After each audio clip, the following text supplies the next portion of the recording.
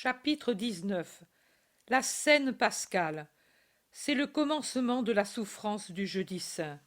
Les apôtres, ils sont 10, s'occupent activement de préparer le cénacle. Judas, grimpé sur la table, regarde s'il y a de l'huile dans tous les lampions du grand lampadaire qui ressemble à une corolle de fuchsia double, car la tige de suspension est entourée de 5 ampoules qui ressemblent à des pétales. Puis un second tour, plus bas, qui est une vraie couronne de petites flammes, puis il y a enfin 3 petits lampions suspendus à des chaînettes qui semblent les pistils de la fleur lumineuse. Puis il saute par terre et aide André à disposer avec art la vaisselle sur la table sur laquelle on a étendu une nappe très fine. J'entends André qui dit « Quel lin splendide !» Et l'Iscariote « Un des meilleurs de Lazare. Marthe a voulu absolument l'apporter. »« Et ses calices et ses amphores, alors ?» observe Thomas, qui a mis le vin dans les amphores précieuses et les regarde avec admiration, en se regardant dans leurs fines panses, et il en caresse les poignets ciselés d'un œil de connaisseur. « Qui sait quelle valeur, hein ?» demande Judas Iscariote. « C'est travailler au marteau. Mon père en serait fou. L'argent et l'or en feuilles se plient facilement à la chaleur, mais traité ainsi, un moment peut tout abîmer. Il suffit d'un coup mal donné. Il faut en même temps de la force et de la légèreté. Tu vois les poignées? Elles sont tirées de la masse et ne sont pas soudées. Chose de riche.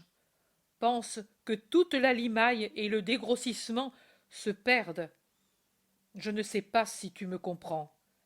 Eh, si, je comprends. C'est comme fait un sculpteur. Tout à fait cela. Tous admirent, puis retournent à leur travail. Tel dispose les sièges, et tel autre prépare les crédences. Pierre et Simon entrent ensemble. L'Iscariote dit « Oh, vous êtes venus finalement. Où êtes-vous allés de nouveau? Après être arrivés avec le maître et nous, vous vous êtes enfuis de nouveau. » Encore une tâche avant l'heure, répond brièvement Simon. Tu es mélancolique? Simon répond. Je crois qu'avec ce qu'on a entendu en ces jours et de ces lèvres que jamais on ne trouve mensongères, il y en a bien une raison. Pierre murmure entre ses dents. Et avec cette puanteur de... Bon, tais-toi, Pierre.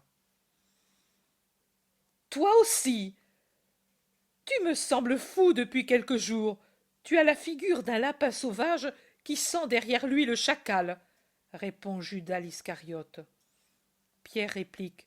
Et toi, tu as le museau de la fouine. Toi aussi, tu n'es pas très beau depuis quelques jours. Tu regardes d'une façon. Tu as même l'œil de travers.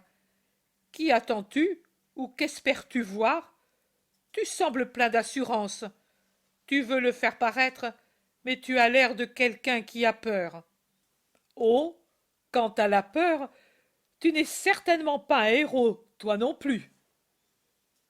Jean lui répond. Personne de nous ne l'est, Judas. Tu portes le nom du Maccabée, mais tu ne l'es pas. Moi, je dis avec mon nom, Dieu fait grâce, mais je te jure que j'ai en moi le tremblement de qui sait porter malheur et d'être surtout dans la disgrâce de Dieu. Simon de Jonas, rebaptisé la pierre, est mou maintenant comme de la cire près du feu. Il ne se cramponne plus par sa volonté, lui que je n'ai jamais vu trembler dans les plus violentes tempêtes. Matthieu, Barthélemy et Philippe semblent des somnambules. Mon frère et André ne font que soupirer. Les 2 cousins, qui ont la douleur de la parenté avec celle de l'amour pour le maître, regarde-les, ils semblent déjà des vieillards. Thomas a perdu son entrain, et Simon semble redevenu le lépreux épuisé d'il y a maintenant 3 ans, tant il est creusé par la douleur, je dirais corrodé, livide, avili. Oui, Il nous a tous suggestionnés par sa mélancolie, observe l'Iscariote. Jacques d'Alphée dit: Mon cousin, Jésus, mon maître et seigneur est le vôtre, et n'est pas mélancolique. Si tu veux dire par ce nom qu'il est triste à cause de la douleur excessive que tout Israël est en train de lui donner, et que nous voyons, et l'autre douleur cachée que lui seul voit, je te dis, tu as raison. Mais si tu uses de ce terme pour dire qu'il est fou, je te l'interdis. Et n'est-ce pas de la folie qu'une idée fixe de mélancolie? J'ai fait aussi des études profanes, et je sais. Il a trop donné de lui-même. Maintenant, il a l'esprit épuisé. Ce qui signifie de la démence, n'est-ce pas? Demande l'autre cousin Jude, apparemment calme. Tout à fait cela. Il avait bien vu ton père, juste de sainte mémoire, à qui tu ressembles pour la justice et la sagesse. Jésus, triste destin d'une illustre maison trop vieille et frappée de sénilité psychique, a toujours eu une tendance à cette maladie, d'abord douce, puis toujours de plus en plus agressive. Tu as vu comme il a attaqué pharisiens et scribes, sadducéens et hérodiens. Il s'est rendu la vie impossible comme un chemin hou couvert d'éclats de quartz. Et c'est lui qui les a semés. Nous l'aimions tant que l'amour nous l'a caché.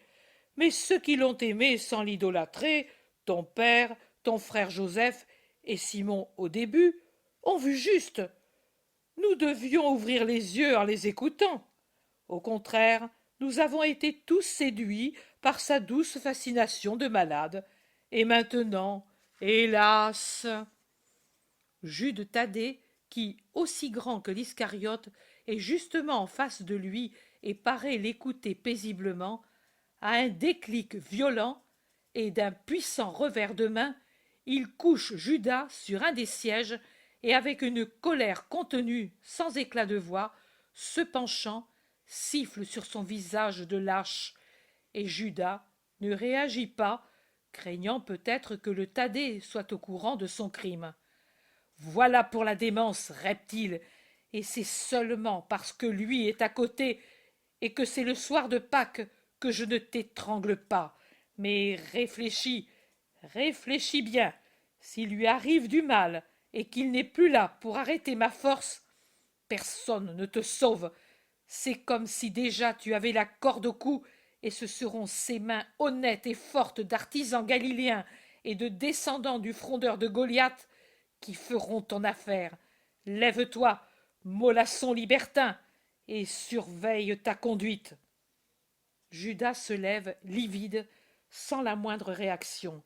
Et ce qui me surprend, personne ne réagit au nouveau geste du Thaddée. Au contraire, il est clair que tous approuvent. L'ambiance est à peine redevenue tranquille que Jésus entre. Il se présente au seuil de la petite porte par laquelle sa grande taille passe difficilement, met le pied sur le petit palier et, avec son sourire doux et triste, dit en ouvrant les bras: La paix soit avec vous. Sa voix est lasse, comme celle de quelqu'un qui souffre physiquement et moralement. Il descend, caresse la tête blonde de Jean qui est accouru près de lui. Comme s'il ignorait tout, il sourit à son cousin Jude et il dit à l'autre cousin: Ta mère te prie d'être doux avec Joseph. Tout à l'heure, il a demandé aux femmes de mes nouvelles et des tiennes. Je regrette de ne l'avoir pas salué. Tu le feras demain. Demain. Mais j'aurai toujours le temps de le voir. Oh, Pierre, nous allons rester finalement un peu ensemble. Depuis hier, tu sembles pour moi un feu follet. Je te vois, puis je ne te vois plus.